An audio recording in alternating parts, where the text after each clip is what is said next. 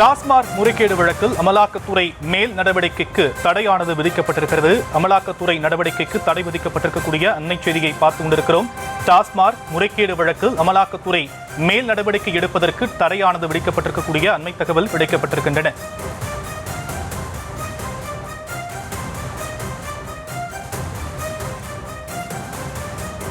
டாஸ்மாக் முறைகேடு தொடர்பாக அமலாக்கத்துறை வழக்கு தொடர்ந்திருந்த நிலையில் தற்போது டாஸ்மாக் முறைகேடு வழக்கில் அமலாக்கத்துறை மேல் நடவடிக்கை எடுப்பதற்கு தடையானது விதிக்கப்பட்டிருக்கக்கூடிய அன்னை செய்தியை பார்த்துக் கொண்டிருக்கிறோம். உச்சநீதிமன்றம் இந்த உத்தரவை பிறப்பித்திருக்கிறது. அமலாக்கத்துறை விசாரணைக்கு தடை விதித்து உச்சநீதிமன்றம் தீர்ப்பு வழங்கியிருக்கக்கூடிய அண்மை தகவல் வெளியாகியிருக்கிறது. டாஸ்மாக் முறைகேடு வழக்கில் அமலாக்கத்துறை மேல் நடவடிக்கைக்கு தடை விதித்து உச்சநீதிமன்றம் தீர்ப்பு வழங்கியிருக்கக்கூடிய அண்மை தகவல். அமலாக்கத்துறை விசாரணைக்கு தடை விதித்து உச்சநீதிமன்றம் அதிரடி உத்தரவை பிறப்பித்திருக்கிறது.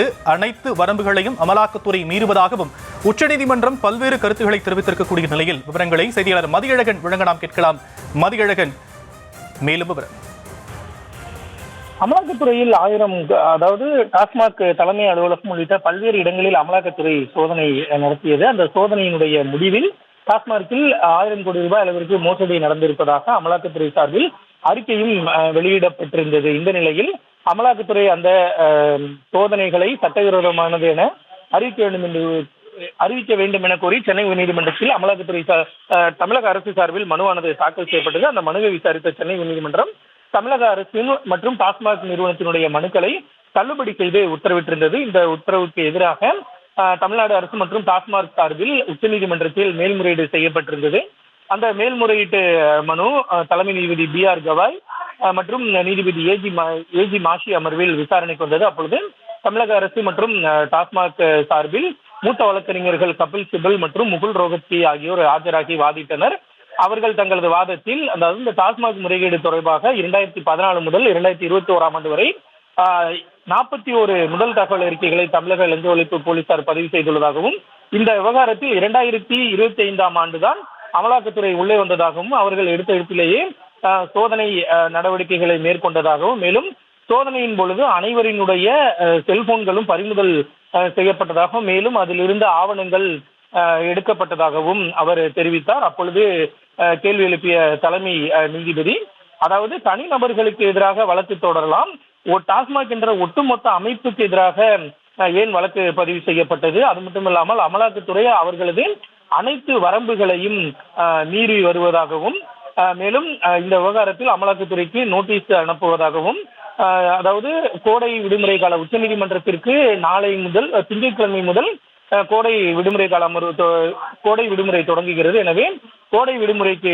பின்னர் அந்த வழக்கு மீண்டும் விசாரணைக்கு எடுக்கப்படும் என்று தெரிவிக்கப்பட்டது. மேலும் இதற்கிடையில் அதாவது இந்த விவகாரத்தில் அனைத்து நடவடிக்கைகளும் அதாவது விசாரணைக்கு தடை விதிப்பதாகவும் உச்சநீதிமன்றம் தெரிவித்தது. மேலும் இந்த செல்போன் பறிமுதல் செய்யப்பட்ட விவகாரத்தை மீண்டும் தமிழக அரசு தரப்பில் முன்வைக்கப்பட்டது. அப்பொழுது தலைமை நீதிபதியை பொறுத்தவரை அமலாக்கத்துறை நடவடிக்கைக்கு தான் தாங்கள் தடை விதித்து விட்டதாக நீதிபதி குறிப்பிட்டார். தலைமை நீதிபதி குறிப்பிட்டார். அப்பொழுது தமிழக அரசு தரப்பில் இந்த விவகாரத்தில் அமலாக்கத்துறை ஏன் விசாரணை நடத்துகிறது, அவர்களுக்கு இதில் என்ன வேலை என்று கபில் சிபல் கேள்வி எழுப்பினார். இதற்கு பதிலளித்த கூடுதல் சொலிசிட்டர் ஜெனரல் ராஜு, அமலாக்கத்துறை இந்த விவகாரத்தில் எந்த தவறுமே செய்யவில்லை என்ற ஒரு கருத்தை முன்வைத்தார். அதற்கு மறுகேள்வி எழுப்பிய தலைமை நீதிபதி, லஞ்ச ஒழிப்புத்துறை வழக்கு பதிவு செய்திருக்கிறது, இதில் அமலாக்கத்துறை ஏன் வர வேண்டும் என்ற ஒரு கேள்வியை தலைமை நீதிபதி முன்வைத்தார். அதற்கு பதிலளித்த மத்திய அரசின் சொலிசிட்டர் ஜெனரல் ராஜு, இந்த விவகாரத்தில் 1000 கோடி ரூபாய் அளவிற்கு மோசடி நடந்திருப்பதாக அவர் தெரிவித்தார்.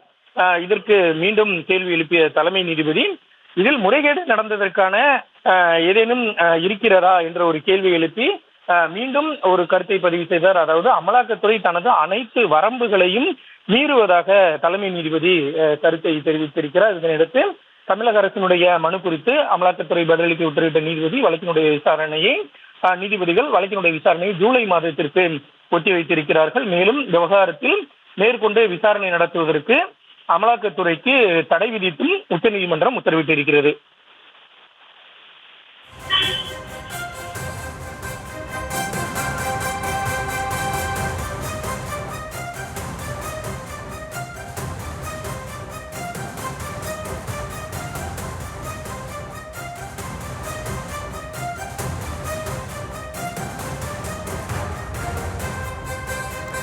டாஸ்மாக் வழக்கில் அமலாக்கத்துறையின் மேல் நடவடிக்கைக்கு உச்சநீதிமன்றம் தடையானது விதித்திருக்கிறது.